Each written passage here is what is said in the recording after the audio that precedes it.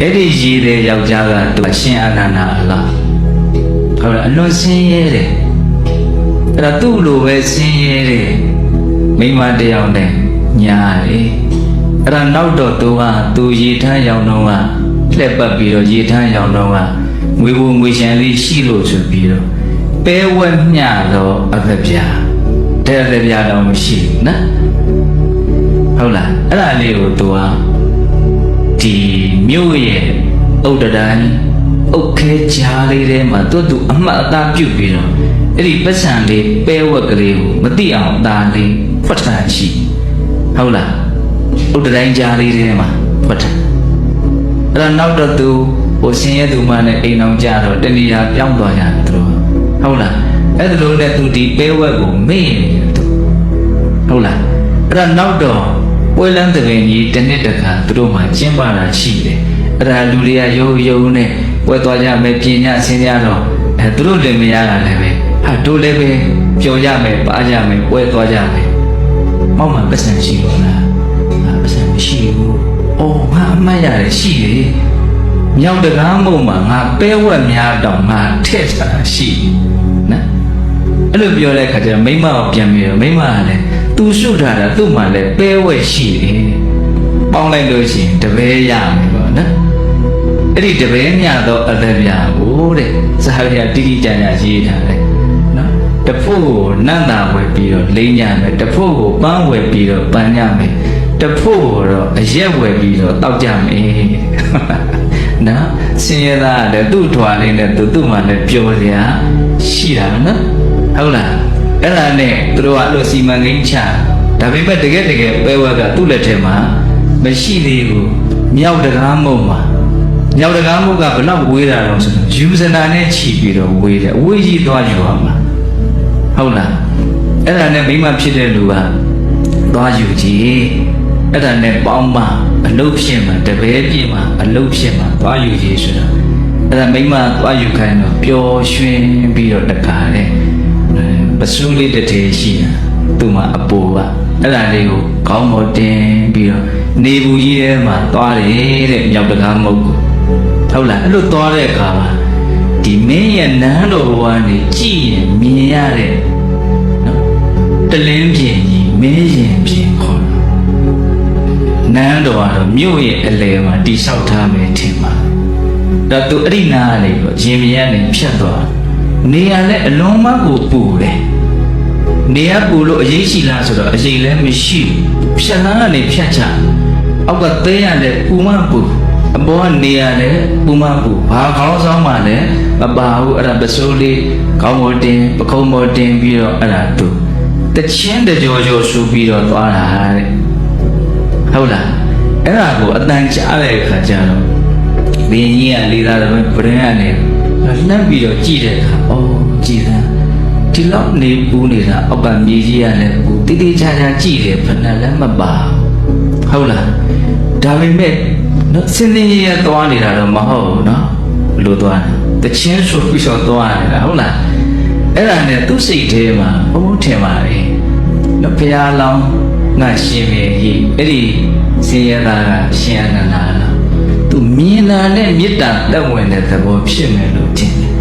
အဲ့ဒါနဲ့မင်းကြီးတွေကိုသွားပြီးတော့ခေါ်ခိုင်းတယ်ဘာအကြောင်းမှမရှိဘူးနော်သွားခေါ်ခိုင်းတယ်တဏှာနှုံးလို့ဖြစ်မယ်ထင်ပါနော်အဲ့ဒါသွားခေါ်ခိုင်းတဲ့အခါကျတော့ရောက်လာတယ်ဒါသူကညင်းသေးတယ်ဘာငါရှင်မင်းငါမသိဘူးလေရှင်မင်းကဘယ်ဟာလို့သူကရန်ဆင်းရတယ်လို့ပေါ့အဲ့တော့သူ့ကိုတခါလဲမင်းကြီးတွေကအတင်းအဓမ္မနော်မရမကသူ့ကိုဆွဲခေါ်လာရတာအဲ့ဒါနိုင်ရင်ရောက်တဲ့ခါတော့သူအကုန်ထူးဆန်းတော့မော့ကြည့်ဟုတ်လားအဲ့ဒီချိန်မှာဘင်းကြီးကပြုံးရွှင်ပြီးတော့နော်ဒီလောက်နေပူနေတာအပေါ်ကပူအောက်ကပူဟုတ်လားဒီပူကမင်းကိုမနှိမ့်ဆက်ဘူးလားမင်းမပူဘူးလားမေးသူမေးတာလေးကိုဘုံဖတ်ပြဥဒ္ဒံတပတိအာရိဇောဒေါတပတိဝါလုခအထဂာယတိဝဋ္ဌာနိနတံတပတိအာတပောနော်ဥဒ္ဒံတပတိအာရိဇောအပေါ်ကနေမင်းကြီးကပူလိုက်တာအဒေါတပတိဝါလုကအောက်ကသဲမြန်တယ်အလွန်ပူနေတယ်အထဂာယတိဝဋ္ဌာနိဒါတော့မှမင်းကအဝတ်ကလေးပခုံးပေါ်တင်ပြီးတော့တချင်းဆူပြီးတော့ သွားနိုင်သေးတယ်နတံတပတိအတဘောအဲ့ဒီအပေါ်ကနေဘူးအောက်ကသဲဘူးကမင်းကိုမပူလေရော့သလားဘယ်လိုမေးတဲ့အခါကျတော့ तू ကအလုံးအဓိပ္ပာယ်ပါတဲ့စကားခါထားတယ်ဟုတ် तू ပြန်ပြောတယ်အဲ့ဒီစကားကိုကြည့်ရင်အခြေအနေရဆင်းရဲနေပြီမလို့ဉာဏ်ရည်ဉာဏ်သွေးရမနှိမ်ဘူးဆိုတာကိုသိနိုင်တယ်ဟုတ်လားဉာဏ်ရည်ဉာဏ်သွေးမနှိမ် तू ပါပြောတော့နာမတပတိအတဘောအာတပတပယန္တိမံအတ္တဟိဝိဝိဒါရာဇတိတပယန္တိနာအတဘောမင်းကြီးတဲ့နာမတပတိအတဘောအဲ့ဒီအပူတွေကကျွန်ုပ်ကိုမပူစေပါဘူးတဲ့ဘာလို့လဲဆိုတော့အာတပတပယန္တိမံဒီပြင်အပူတွေကကျွန်ုပ်ရင်ထဲမှာနေတာဝင်းယူတာလို့အဲ့ဒီအပူတွေတဲ့ပူတဲ့အပူဒီမှာရှိနေပြီသားတဲ့ဟုတ်လားနေဘူးတွေမြေဘူးတွေကသူ့ကိုမပူစီဘူးဘာလို့လဲဆိုတော့မတိုးနိုင်ဘူးအဲ့ဒီနေဘူးမြေဘူးထက်ပိုလွန်တဲ့အပူကသူ့ရင်ထဲမှာရှိနေတယ်ဟုတ်လားသူပြောတာလေကြပြားဆန်နော်နာမတပတိအတဘောအတပတပယန္တိမံအတ္ထာဟိဝိဝိဒါရာဇရာဇမင်းမြတ်တဲ့အတ္ထာဟိဝိဝိဒါလူဆိုမှတော့တဲ့အလုတ်ကိစ္စတွေအများကြီးရှိကြတာပေါ့ဟုတ်လားလူတိုင်းကိုယ့်ကိစ္စလေးနဲ့ကိုအလုတ်တွေကတော့သူဖြစ်ဖြစ်ရှိကြတာပဲတဲ့ဟုတ်လားအဲ့ဒီအလုတ်ကိစ္စတွေဒီဟူသောအပူကသူ့ကိုရှုံ့မြိုက်ထားတဲ့အတွက်ကြောင့်အဘောကနေမင်းကြီးရဲ့အပူအောက်ကသဲပြင်းရဲ့အပူကသူ့ကိုမပူလောင်စေဘူးတဲ့ဆိုလိုတာကသူ့မှာပူစရာတွေအများကြီးရှိနေတယ်အဲ့ဒီအပူတွေကနေရာဝင်းယူထားတဲ့အတွက်ကြောင့်နေဘူးမြေဘူးကသူ့ကိုမပူစေဘူးသူပြောတာကအလုံးမလျှို့ဝှက်တဲ့သဘောလေးဖြစ်နေတဲ့အခါမင်းကြီးကမေးရတယ်နေပါမင်းကိုဘယ်အပူကအရင်ဝင်ပြီးတော့နှိမ့်ဆက်နေတာတော့အဲ့ဒီကြတဲ့မှာသူကပြောတယ်မြောက်တကားမုံမှာသူ့ရဲ့အသဗျာဖွက်တာရှိတယ်တဲ့အဲ့ဒါကြောင့်မို့အဲ့ဒါကိုသူ့ရဲ့ဒီပြောပွဲရှင်ပွဲနေမှာသူ့ရဲ့ဇနီးနဲ့ပျော်ရွှင်ကြဖို့အတွက်အဲ့ဒီအသဗျာကိုသူသွားယူမှာအဲ့တော့မင်းကြီးကစဉ်းစားတာပေါ့အော်နေဘူးကြီးထဲမှာအဝေးရက်နဲ့သွားယူရဆိုအသဗျာ1000လေးလားအသဗျာ900လေးလားလို့ထင်ဘင်းကြီးအဲ့ဒါနဲ့အသဗျာတော့များတာတော့1000လောက်ရှိတာလားမရှိဘူးလေအဲ့လိုဆိုရင်900လား900လည်းမရှိ100လား100လည်းမရှိတဖြည်းဖြည်းနဲ့မေးလာတာတစ်ကြက်လားဆိုတစ်ကြက်လည်းမရှိဘယ်လောက်ရှိတာတော့တမတ်လားတမတ်လည်းမရှိနောက်ဆုံးမေးတယ်တပည့်လားမင်းဟာတပည့်ကိုမရှိဟာတပည့်ကိုမရှိဘူးဆိုတော့ဘယ်လိုဆိုပဲဝက်ပဲရှိတဲ့အဲ့တော့ဘင်းကြီးကအလွန်လက်အံ့ဩသွားတယ်အလွန်လက်တနာသွားတယ်ပဲဝက်မြတ်သောအသဗျာလေးကိုသွားယူဖို့အတွက်ဒီနေဘူးကြီးထဲမှာခီးဝေးရတယ်သူသွားနေတာအဲ့ဒါနဲ့တော့ဘာပြောတော့အလွန်ကျင်လာတဲ့စိတ်နဲ့မင်းအဲ့ဒီပဲဝက်လေးကိုဒီလောက်နေပူနေတာသွားယူမနေနဲ့မင်းကအသဗျာတရားပေးမယ်အဲ့ဒါသွားယူမနေတော့အဲ့တော့ဘာပြောဆိုအဲ့ဒီအသဗျာတရားလေးယူပါမယ်ပဲဝက်ကိုလည်းပဲသူမယူပဲမနေပါရစေနဲ့ဟုတ်လား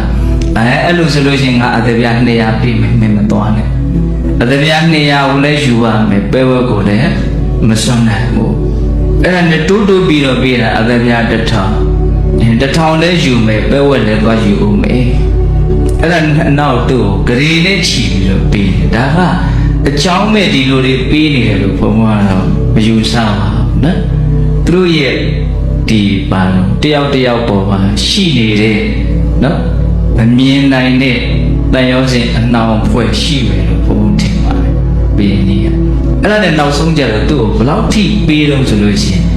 မင်းအဲ့ဒီပဲဝက်ကိုသွားမယူနဲ့မင်းဟောဒီငါထီနန်းစည်းစိမ်ကိုတဝက်ခွဲပေး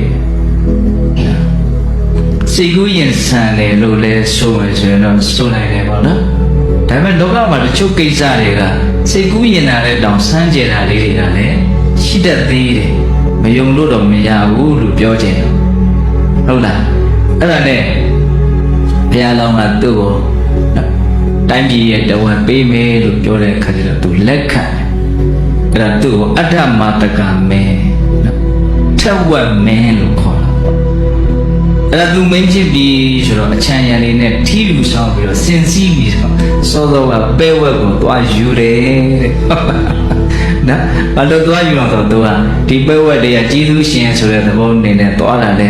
ဖြစ်မယ်လို့ဘုံကတော့ထင်ပါတယ်ဟုတ်လားလူတွေကတော့လောဘကြီးလွန်းလို့သူပဲဝက်သွားယူတာလို့တချို့ကအဲ့လိုထင်ကောင်းထင်လိမ့်မယ်ပေါ့အမှန်တော့အဲ့လိုဘုံကမထင်ဘူးဒီပဲဝက်ကလေးကသူရှင်မင်းဖြစ်ဖို့အတွက်လို့ဖြစ်နေအလွန်ကြီးမားတဲ့အကြောင်းတရားလေးပဲဒါလေးကသူကျေးဇူးရှင်လို့ဆိုလို့မရဘူးလားအဲ့ဒါကြောင့်သူသွားယူတာ